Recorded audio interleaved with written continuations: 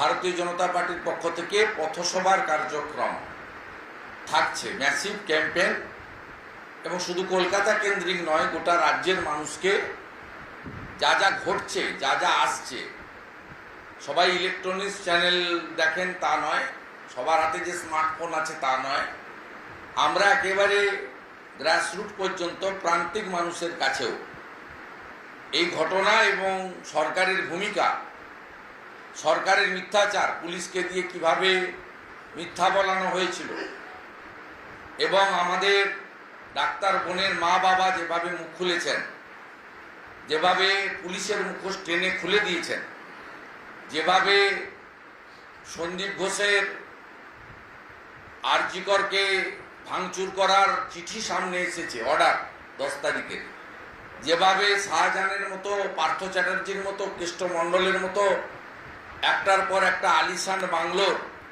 Farm হাউসের হদিশ পাওয়া যাচ্ছে। অসংখ্য সম্পত্তি করেছেন সন্দীপ ঘোষ, কারণ তার মাথায় ডাক্তার এসপি দাসের হাত ছিল, তার মানে মুখ্যমন্ত্রীর হাত ছিল। স্বাভাবিকভাবে আমাদের সমস্ত রেল স্টেশন এবং বাস স্ট্যান্ডেও লাগাতার পথসভার কর্মসূচি আমরা ঘোষণা করছি। আমাদের এই মুহূর্তে জাস্টিস ফর আরজি কর, উই ওয়ান্ট জাস্টিস, এ তো থাকবেই।